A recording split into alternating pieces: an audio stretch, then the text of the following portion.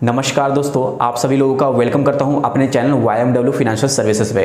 आज के इस वीडियो में मैं आपको बताने वाला हूं कि अगर आपके बिजनेस से कोई भी B2B का सेल होता है यानी बिजनेस टू बिजनेस का सेल होता है और B2C का सेल होता है यानी कि बिजनेस टू कंज्यूमर का सेल होता है, तो उस केस में जो है आप अपने B2B और B2C का जो इनवॉइस रहेगा उसको मंथली रिटर्न GSTR 1 में कहाँ पे फिल करेंगे। और इसके साथ साथ मैंने आपको ये भी बताया है कि आप GSTR 1 में table number 12 HSN wise summary को जो है आप कैसे फिल करेंगे। और लास्ट में मैंने आपको यह भी बताया है कि आपका जो भी GSTR 1 में टैक्स लायबिलिटी बनेगा उस टैक्स लायबिलिटी को जो है आप मंथली रिटर्न GSTR B में जो है आप कैसे पेमेंट करेंगे, मैंने उसको भी जो है आपको पूरा लाइव प्रोसेस करके दिखाया है। तो फ्रेंड्स, आप मेरे इस वीडियो को शुरू से अंत तक देखें ताकि जो भी नॉलेज मैं आपको इस वीडियो में देने वाला हूं उसकी नॉलेज आपको पूरी तरह से मिल सके। और फ्रेंड्स, मेरे वीडियो में आगे बढ़ने से पहले अगर आपने अभी तक इस चैनल को सब्सक्राइब नहीं किया तो फ्रेंड्स आप मेरे चैनल को सब्सक्राइब करके बेल आइकन प्रेस जरूर कर लें ताकि फ्रेंड्स जितने भी मेरे नए नए वीडियो है GST के रिगार्डिंग, अकाउंटिंग के रिगार्डिंग, उसकी नोटिफिकेशन आपको समय पे मिलते रहे। तो चलिए दोस्तों, बिना लेट किए इस वीडियो को स्टार्ट करते हैं। फ्रेंड्स, आपको अपने GST का यूज़र आईडी और पासवर्ड के थ्रू जो है आपको अपने GST पोर्टल पे लॉगिन कर लेना है। जैसा कि मैंने लॉगिन कर लिया है। यहाँ पे देख रहे रिटर्न कैलेंडर लिखा हुआ है। यहाँ पे आपने किस किस मंथ का जो है आपने रिटर्न फाइल किया है यहाँ पे सारा चीज़ शो करेगा। और यहाँ पे देख रहे हैं अभी मैंने जून मंथ का जो है मैंने अभी GSTR 1 और GSTR 3 भी मैंने फाइल नहीं किया है। तो मैं अब आपको इस वीडियो में GSTR 1 और GSTR 3 भी दोनों फाइल करके दिखाने वाला हूँ। तो रिटर्न फाइल करने के लिए आपको रिटर्न डैशबोर्ड पे क्लिक करना पड़ेगा। जैसे ही रिटर्न डैशबोर्ड पे क्लिक कीजिएगा आपके पास में यहाँ पे फिनेंशियल ईयर आया रहेगा और यहाँ पे आपको क्वार्टर सेलेक्ट करना पड़ेगा और यहाँ से आप अपना पीरियड सेलेक्ट कर लेंगे जिस मंथ का आप रिटर्न फाइल करने जा रहे हैं। उसके बाद जो है आपको सर्च के बटन पर क्लिक करना है। जैसे ही आप सर्च के बटन पर क्लिक कीजिएगा आप देख रहे हैं यहाँ पे GSTR 1 का ड्यू डेट लिखा हुआ है और यहाँ पे GSTR 3B का यहाँ पे ड्यू डेट लिखा हुआ है। तो अब मैं आपको GSTR 1 जो है फाइल करके दिखाने वाला हूँ। इसमें मैं आपको बताऊंगा कि अगर आप टेंडर लेते हैं यानी कि आप किसी का कॉन्ट्रैक्ट वर्क करते हैं तो उस केस में आपको वहाँ से जो बिल मिलता है तो आप उसको जो है कैसे आप GSTR 1 में उस बिल को ऐड कर सकते हैं। तो मैं इसमें आपको पूरा स्टेप बाय स्टेप बताऊंगा। तो फ्रेंड्स, आप पूरा वीडियो के अंत तक जरूर बने रहें। तो GSTR 1 को फाइल करने के लिए यहाँ पे प्रिपेयर ऑनलाइन है तो आप प्रिपेयर ऑनलाइन पे भी क्लिक कर सकते हैं और यहाँ प्रिपेयर ऑफलाइन है आप ऑफलाइन पे भी क्लिक कर सकते हैं। अगर आपके पास में नंबर ऑफ सेल्स का बिल है तो आप प्रिपेयर ऑफलाइन के थ्रू ही कीजिए क्योंकि उसमें जो है बिल को जो अपलोड करने में ज़्यादा दिक्कत नहीं आती है। तो यहाँ पे जो है मैं आपको प्रिपेयर ऑनलाइन के थ्रू मैं आपको दिखाने वाला हूँ। जैसे ही आप प्रिपेयर ऑनलाइन पे क्लिक कीजिएगा तो यहाँ पे देख रहे हैं table number 4A 4B 4C है। तो आपको इसमें आपके बिजनेस से जितने भी रजिस्टर्ड पर्सन को आपने सप्लाई किया है उसका सेल का इनवॉइस जो है आपको इसमें फिल करना पड़ेगा। यहाँ तक क्लियर है आपको। उसके बाद टेबल नंबर 5A 5B में यहाँ पे देख रहे B2C लार्ज इनवॉइस लिखा हुआ है। अगर आप किसी अनरजिस्टर्ड पर्सन को 2.5 लाख से ऊपर का अगर माल सप्लाई किए हैं तो उस बिल का जो वैल्यू है आपको इसमें इनपुट देना पड़ेगा। देन उसके बाद यहाँ पे तो आप टेबल नंबर 9 भी देख रहे हैं। यहाँ पे क्रेडिट और डेबिट नोट रहता है। जो भी आपका परचेसर है वो कुछ अमाउंट का माल अगर आपको वापस भेज देता है तो उस केस में जो है यहाँ पे क्रेडिट और डेबिट नोट यहाँ पे जनरेट होता है। नीचे में आएंगे और यहाँ पे टेबल नंबर 7 है B2C अदर्स लिखा हुआ है। यहाँ पे क्या होता है कि अगर आपने किसी भी अनरजिस्टर्ड पर्सन को सप्लाई किया है और उस बिल का वैल्यू 2.5 लाख का नीचे का है तो आप उसका जो जिक्र है टेबल नंबर 7 में करेंगे। तो मैं यहाँ पे स्टेप बाय स्टेप आपको दिखाऊंगा कि आप B2B का इनवॉइस कैसे आप ऐड कर सकते हैं और B2C का इनवॉइस कैसे ऐड कर सकते हैं। B2B इनवॉइस को ऐड करने के लिए आपको इसी पे क्लिक करना पड़ेगा और यहाँ पे देख रहे हैं B2B इनवॉइस का यहाँ पे आ चुका है। तो यहाँ पे ऐड डिटेल पे क्लिक करेंगे। जैसे ही क्लिक करेंगे यहाँ पे जो है आपका जो भी B2B का इनवॉइस है सेल का, सर्विस का या सप्लाई का, तो आपको यहाँ पे उसको ऐड करना है। तो जैसा कि मैंने आपको बताया कि मैंने टेंडर लिया था NTPC का और मुझे NTPC की तरफ से जो है मुझे बिलिंग किया गया है। मैं उस बिल का जो है डाटा को यहाँ फिल करूँगा। तो उससे पहले मैं आपको दिखा देता हूँ। ये NTPC का बिल है तो मैं इसको यहाँ से डाउनलोड कर लेता हूँ। Just a minute. मैं NTPC का मैं यहाँ से GST नंबर देख लेता हूँ। बट मैं इसको यहाँ पे GST नंबर जो है मैं फिल कर देता हूँ। तो यहाँ पे आपको फिल करना पड़ेगा। जस्ट अ मिनट, मैं फिल कर देता हूँ। आप देख रहे हैं मैंने यहाँ पे रिसीवर का जो GST नंबर है मैंने यहाँ पे लिख दिया है। तो उसके बाद जो है यहाँ पे मैं बाहर क्लिक करूँगा। जैसे ही बाहर क्लिक करूँगा यहाँ पे देख रहे हैं रिसीवर का नेम आ चुका है NTPC लिमिटेड। तो यहाँ पे आपको इनवॉइस नंबर, यहाँ पे इनवॉइस डेट और यहाँ पे प्लेस ऑफ सप्लाई जो है वो तो रहेगा एज इट इज़, वो ऑटोमेटिक आ जाएगा। और यहाँ पे टोटल इनवॉइस वैल्यू जो है आपको यहाँ पे फिल करना पड़ेगा। आप देख रहे हैं मैंने यहाँ मेंशन कर दिया। उसके बाद बाहर क्लिक करेंगे। देन उसके बाद यहाँ पे आपको कितना GST का रेट लगा है वो उस GST के रेट में आप यहाँ पे आएंगे और यहाँ पे आपको टैक्सेबल वैल्यू जो है आपको फिल करना पड़ेगा। तो आपको अपने इनवॉइस को चेक करना पड़ेगा कि टैक्सेबल वैल्यू कितना है। तो देख रहे हैं यहाँ पे टैक्सेबल वैल्यू लिखा हुआ है 77,480। ठीक है।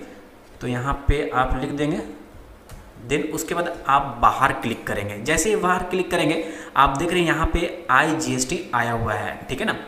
यानी कि यहाँ पे जो है मैंने अपना जो भी सर्विस है मैंने कर्नाटका में दिया है, तो इसी कारण जो है मुझे इतना टैक्स का पेमेंट करना पड़ेगा। तो उसके बाद जो है आपको सेव के बटन पे क्लिक करना पड़ेगा।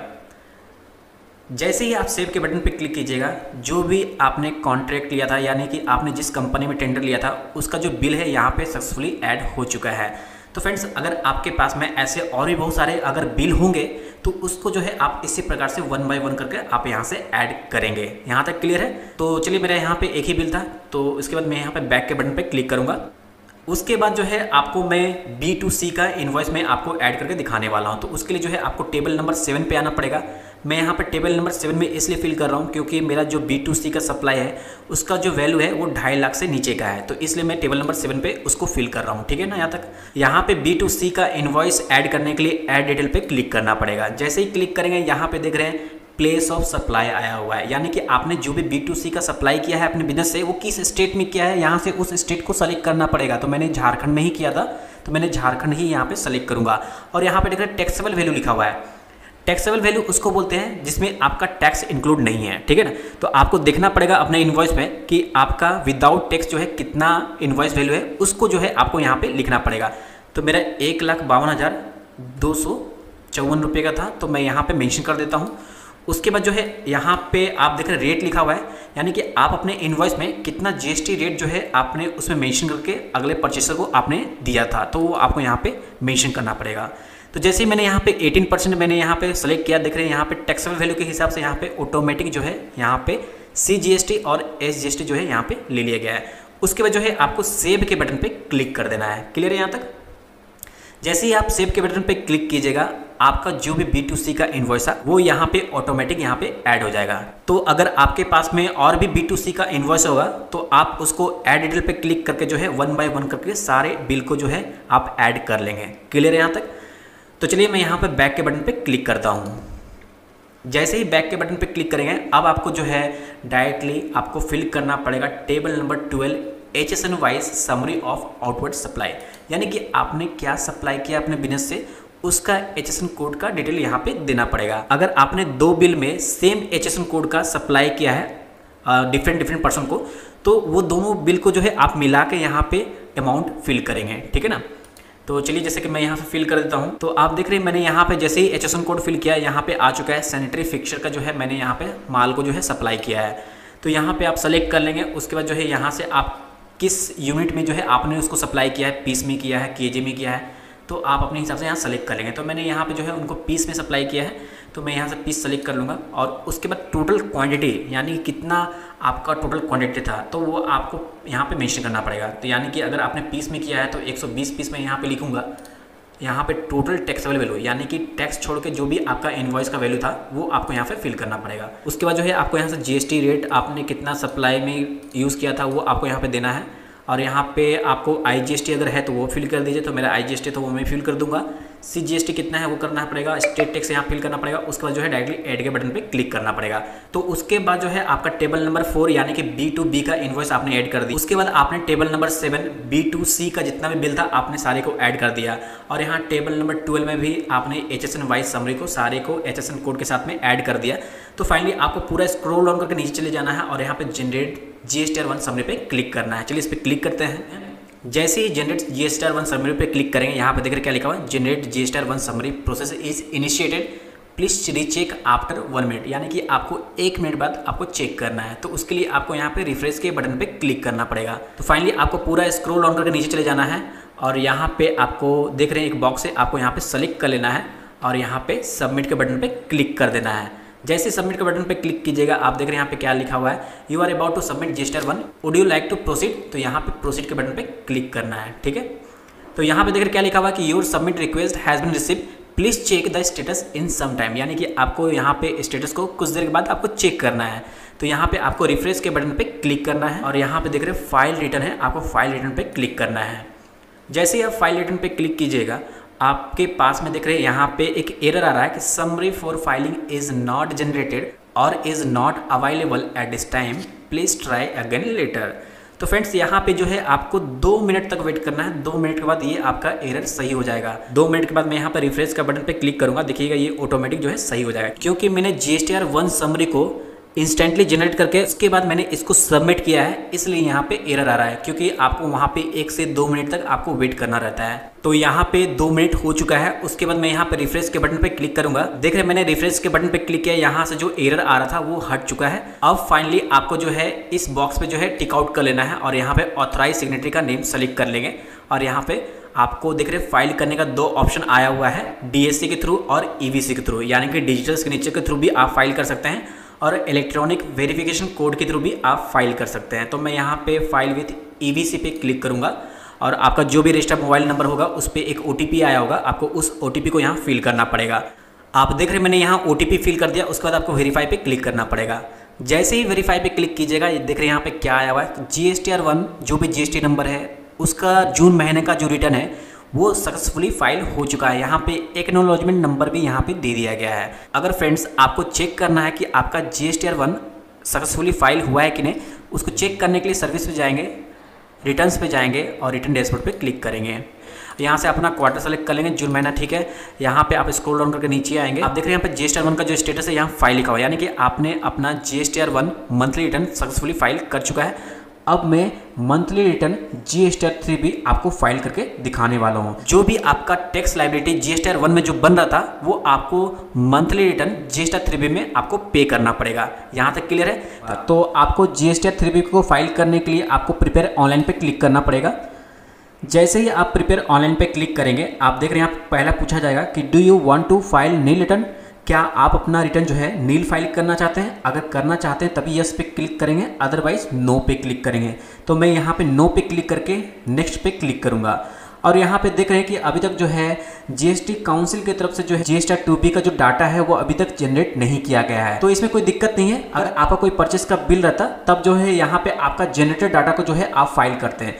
तो चलिए मैं इसको क्लोज कर देता हूँ। आप देख रहे हैं यहाँ पे टेबल नंबर 3.1 है, यहाँ पे जो है आपका टैक्स लायबिलिटी आपका शो करने वाला है, यानी कि आपको कितना टैक्स का पेमेंट करना है। आप देख रहे हैं यहाँ पे SGST यानी कि स्टेट का टैक्स जो है मुझे 6,973 रुपये 20 पैसा करना पड़ रहा है, और सेंट्रल टैक्स यानी कि CGST जो है 6,973 रुपया 20 पैसा मेरे को करना पड़ेगा। और यहाँ टेबल नंबर 4 पे अगर आपको कोई भी ITC क्लेम रहता तो यहाँ पे ऑटो पॉपुलेशन यहाँ पे आया होता, और अगर आपका कोई भी IGST रहता तो यहाँ पे आपका टेबल नंबर 3.2 में आपका शो करता।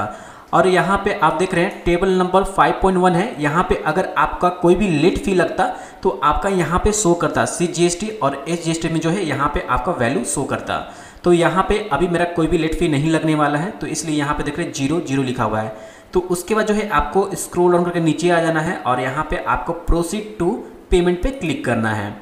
जैसे ही आप प्रोसीड टू पेमेंट पे क्लिक कीजिएगा, यहाँ पे आपके पास में कैश लेजर बैलेंस का आपका पहला टेबल आएगा। उसके बाद जो है मैं यहाँ स्क्रॉल डाउन करूँगा और यहाँ पे देख रहे हैं कितना टैक्स का पेमेंट करना पड़ेगा, ये यहाँ पे लिखा हुआ है। तो आपको क्या करना है, यहाँ से स्क्रॉल राइट करेंगे और यहाँ पे देख रहे हैं कि आपको कितना कैश का रिक्वायरमेंट है, यानी आपको अभी टोटल ई कैश लेजर बैलेंस जो है कितना रिक्वायरमेंट है, यानी कि यहाँ पे आपको टोटल 13,946 रुपये 40 पैसा जो है आपको टोटल जो है यहाँ पे रिक्वायरमेंट है। तो यहाँ पे आपको जो है अपने करेंट अकाउंट या सेविंग अकाउंट जो भी होगा आपको उससे इसमें अपने पैसे को ऐड करना पड़ेगा पहले। तो उसको ऐड करने के लिए आप देख रहे हैं यहाँ पे मेक पेमेंट है, तो आपको इस पर क्लिक करना पड़ेगा। और यहाँ पे देख रहे क्या लिखा हुआ है, you do not have sufficient balance in E cash ledger, do you want to create challan. अगर आप यहाँ पे चलान क्रिएट करना चाहते हैं तो आप यहाँ पे यस करेंगे, क्योंकि आपका इलेक्ट्रॉनिक कैश लेजर में आपका 0 बैलेंस है, तो इसलिए यहाँ पे जो है आपको चलान क्रिएट करना पड़ेगा और चलान के थ्रू जो है आपको इसमें पेमेंट ऐड करना पड़ेगा। तो चलिए यहाँ पे यस करते हैं। जैसे ही आप यस पे क्लिक कीजिएगा, आप यहाँ पे देख रहे हैं कुछ इस प्रकार से आपको यहाँ पे डिटेल्स ऑफ डिपॉजिट का यहाँ पे आ गया है कि आपको टोटल जो है कर्नाटका स्टेट को कितना पेमेंट करना है और सेंट्रल गवर्नमेंट को कितना पेमेंट करना है। तो यहाँ पे टोटल देख रहे हैं क्या लिखा हुआ है, 13,946 रुपये का टोटल यहाँ पे पेमेंट करना है। तो यहाँ पे देख रहे हैं पेमेंट का जो है यहाँ पे 3 मोड आपको दिए गए हैं। अगर आपको ई पेमेंट करना है तो आप इसके थ्रू कर सकते हैं। अगर आप बैंक में जाके ओवर द काउंटर करना चाहते हैं तो आप इसको सेलेक्ट करेंगे। अगर आप NEFT या RTGS के थ्रू करना चाहते हैं तो आप इसको सेलेक्ट करेंगे। तो मैं यहाँ पे ई पेमेंट ऑप्शन को सेलेक्ट करूँगा, उसके बाद जनरेट चलान पे क्रिएट करूँगा। जैसे ही आप जनरेट चलान पे क्लिक करेंगे आपको यहाँ पे चलान जनरेट होके आ जाएगा। उसके बाद आपको स्क्रॉल डाउन करके नीचे आ जाना है और यहाँ पे देख रहे हैं क्या लिखा हुआ है, प्रीफर बैंक और नेट बैंकिंग, यानी कि आपको ई पेमेंट करना है। तो इसके लिए जो है यहाँ पे दो ऑप्शन दिखे हुए हैं, पहला जो है प्रीफर बैंक और दूसरा जो है नेट बैंकिंग। नेट बैंकिंग के थ्रू करूँगा तो यहाँ नेट बैंकिंग सेलेक्ट करूँगा और यहाँ से जो भी बैंक में आपका करेंट अकाउंट या सेविंग अकाउंट होगा जिससे आप पेमेंट करना चाहते हैं उस बैंक को आप यहाँ से सेलेक्ट कर लेंगे। चलिए मैं सेलेक्ट कर लेता हूँ। उसके बाद जो है आपको टर्म एंड कंडीशन अप्लाई को यहाँ सेलेक्ट कर लेना है। उसके बाद यहाँ पे मेक पेमेंट पे आपको क्लिक करना है। जैसे ही आप मेक पेमेंट पे क्लिक कीजिएगा, आपने जो भी बैंक आपने सेलेक्ट किया था उस बैंक का यहाँ पे इंटरफेस ओपन होके आ जाएगा। तो यहाँ पे ऑप्शन दिख रहे होंगे, पे एज कॉर्पोरेट यूज़र, पे एज रिटेल यूज़र और यहाँ पे इंटरफेस यूज़र लिखा हुआ है। तो आपका अगर करेंट अकाउंट होगा तो आप कॉर्पोरेट यूज़र के थ्रू पे करेंगे, अगर आपका सेविंग अकाउंट होगा तो आप रिटेल यूज़र के थ्रू पेमेंट करेंगे। यहाँ पे आपने जो भी बैंक सेलेक्ट किया था उसके इंटरनेट बैंकिंग में आपको यूज़र आईडी और पासवर्ड के थ्रू जो है आपको इसमें लॉगिन कर लेना है। वो आप देख रहे हैं यहाँ पे आपको इस प्रकार से ओपन होकर आ जाएगा जब आप लॉगिन करेंगे। तो उसके बाद आप देख रहे हैं यहाँ पे टैक्स टाइप लिखा हुआ है जीएसटी पेमेंट, यहाँ पे रेफरेंस नंबर दिया गया है और यहाँ पे पे फ्रॉम अकाउंट लिखा हुआ है। तो आपको यहाँ से अकाउंट सेलेक्ट करना पड़ेगा। उसके बाद जो है आपको स्क्रॉल डाउन करके नीचे आ जाना है। देन उसके बाद जो है आपको कंटिन्यू के बटन पे क्लिक करना है। जैसे ही आप कंटिन्यू के बटन पे क्लिक कीजिएगा यहाँ पे आपको पेमेंट कंफर्मेशन का आ जाएगा, यानी कि आपका जो भी रजिस्टर्ड मोबाइल नंबर होगा आपके बैंक के साथ में उसमें एक ओटीपी आया होगा, आपको उस ओटीपी को यहाँ फिल करना पड़ेगा। देख रहे हैं मैंने यहाँ ओटीपी फिल कर दिया है और यहाँ पे आपको रिमार्क्स लिखना है, जैसे कि मैं यहाँ पे लिख देता हूँ जीएसटी पेमेंट। उसके बाद जो है आपको सबमिट के बटन पे क्लिक कर देना है। जैसे ही आप सबमिट के बटन पे क्लिक कीजिएगा आप देख रहे हैं यहाँ पे क्या लिखा हुआ है, the payment is made successfully, यानी कि आपका जो पेमेंट है वो सक्सेसफुली हो चुका है। तो फ्रेंड्स यहाँ पे आप देख रहे हैं यहाँ पे सारा चीज़ जो है आपका मेंशन करके आ जाएगा। यहाँ पे पेमेंट स्टेटस जो है यहाँ पे सक्सेसफुल लिखा हुआ है। तो फ्रेंड्स मैं आप लोगों को बता दूं कि उसके बाद जो है आपको यहाँ पे क्लिक करना है। उसके बाद आप देख रहे हैं यहाँ पे क्या लिखा हुआ है, your payment is successfully completed. यहाँ पे टैक्स रेमिटेंस लिखा हुआ है कि जितना मेरे टैक्स जो कटा है वो यहाँ पे सारा चीज़ लिखा हुआ है। यहाँ बैंक ट्रांजेक्शन आईडी लिखा हुआ है और यहाँ से आप व्यू रिसिप्ट आप डाउनलोड कर सकते हैं। तो फ्रेंड्स आप ये देख रहे हैं ये व्यू रिसिप्ट है, यानी कि ये आपका रिसिप्ट है जो भी आपने चालान में पेमेंट किया है। तो आप इसको डायरेक्टली यहाँ से डाउनलोड कर सकते हैं। तो आप देख रहे हैं मैंने यहाँ पे जीएसटी चालान रिसिप्ट जो है मैंने डाउनलोड कर लिया है। तो मैं आपको इसको ओपन करके दिखा देता हूँ कि किस तरह से ये आपका चालान का पेमेंट होता है। तो यहाँ पे आप देख रहे हैं सारा चीज़ जो है यहाँ पे मेंशन किया गया है। उसके बाद आपको वापस से जो है डैशबोर्ड पे आ जाना है और आपने जो भी अमाउंट अभी जस्ट पेड किया है वो आपका जो है इलेक्ट्रॉनिक कैश लेजर बैलेंस जो है आपका रिफ्लेक्ट कर रहा है। आप देख रहे हैं CGST जो है 6,973 रुपये यहाँ पर रिफ्लेक्ट कर रहा है और SGST जो है 6,973 रुपये रिफ्लेक्ट कर रहा है। तो उसके बाद जो है फाइनली आपको फाइल रिटर्न पे क्लिक करना है। उसके बाद जो है आपको यहाँ से अपना क्वार्टर सेलेक्ट कर लेना है और यहाँ पे पेड सेलेक्ट कर लेना है और सर्च करेंगे और फाइनली फिर प्रिपेयर ऑनलाइन पे क्लिक करेंगे। देन उसके बाद यहाँ पे आपको एज इट इज़ नो रहने वाला है, यहाँ नेक्स्ट पे क्लिक करेंगे, यहाँ क्लोज कर देंगे और उसके बाद जो है आपको यहाँ पे प्रोसीड टू पेमेंट पे क्लिक करना है। जैसे आप प्रोसीड टू पेमेंट पे क्लिक कीजिएगा आपको पूरा स्क्रॉल डाउन करके आ जाना है नीचे और यहाँ पे आपको पूरे अच्छे तरीके से चेक कर लेना है सबसे सही है। तो उसके बाद जो है आपको make payment post credit to ledger पे फिर क्लिक करेंगे और यहाँ पे यस पे क्लिक करेंगे। देन उसके बाद आप देख रहे हैं यहाँ पे ऑफसेट सक्सेसफुल का इस प्रकार से एक मैसेज डिस्प्ले होगा। तो उसके बाद जो है आपको ओके के बटन पे क्लिक कर देना है और उसके बाद आपको स्क्रॉल डाउन करके नीचे आ जाना है और उसके बाद आपको दिखेगा प्रोसीड टू फाइल का जो बटन है वो आपका हाईलाइट हो चुका है। तो अब जो है आपको प्रोसीड टू फाइल पे आपको क्लिक करना पड़ेगा। जैसे ही क्लिक कीजिएगा तो आपको इस बॉक्स में टिक आउट कर लेना है और यहाँ से ऑथराइज सिग्नेचर जो है आपको सेलेक्ट करना पड़ेगा। और यहाँ पे देख रहे हैं आपको इस रिटर्न को फाइल करने का दो ऑप्शन आया हुआ है, EBC का और DSC का, यानी कि इलेक्ट्रॉनिक वेरिफिकेशन कोड और डिजिटल सिग्नेचर सर्टिफिकेट। आप जिसके थ्रू करना चाहते हैं आप यहाँ पे कर सकते हैं। तो मैं इस रिटर्न को जो है EBC के थ्रू फाइल करना चाहता हूँ तो मैं इस पर क्लिक करूँगा। जैसे ही क्लिक करेंगे आपका जो भी रजिस्टर्ड मोबाइल नंबर होगा आपके GST नंबर के साथ में उस पर एक OTP आया होगा, आपको उस OTP को यहाँ फिल करना पड़ेगा। आप देख रहे हैं मैंने यहाँ पे OTP फिल कर दिया है। उसके बाद वेरीफाई पे क्लिक करेंगे। जैसे ही वेरीफाई पे क्लिक करेंगे यहाँ पे देख रहे हैं फाइलिंग सक्सेसफुल का जो है मैसेज डिस्प्ले हो चुका है, यानी कि जो भी आपने GSTR 3B अपने GST नंबर का जून महीने का फाइल किया था वो सक्सेसफुली फाइल हो चुका है और यहाँ पे देख रहे हैं एक्नॉलेजमेंट नंबर आपको दे दिया गया है। तो यानी फ्रेंड्स आपका जो भी GSTR 3B था वो आपका सक्सेसफुली फाइल हो चुका है। उसके बाद आपको ओके पे क्लिक कर देना है और अगर आपको देखना है कि आपका जो GSTR 3B है वो फाइल सही में हुआ है कि नहीं तो उसके लिए जो है आपको सर्विस पे जाना पड़ेगा और यहाँ पे देख रहे रिटर्न है, रिटर्न पे जाएंगे फिर रिटर्न डैशबोर्ड पे क्लिक करेंगे। उसके बाद जो है आपको अगेन यहाँ से आपको अपना क्वार्टर जो है सेलेक्ट कर लेना है और यहाँ पे आपको सर्च पे क्लिक करेंगे। आप देख रहे हैं GSTR 1 जो है यहाँ फाइल लिखा हुआ है और GSTR 3B जो है यहाँ पे फाइल लिखा हुआ है, यानी आपका GSTR 3B मंथली रिटर्न भी जो है फाइल हो चुका है। आप इस प्रकार से घर बैठे अपने मंथली रिटर्न GST 1 और GST 3B को आप फाइल कर सकते हैं। अगर आपके बिजनेस से कोई भी B2B का सेल होता है या कोई भी B2C का सेल होता है तो आप इसी प्रकार से फाइल करेंगे। बस आज के लिए इतना ही इस वीडियो में। धन्यवाद। जय हिंद।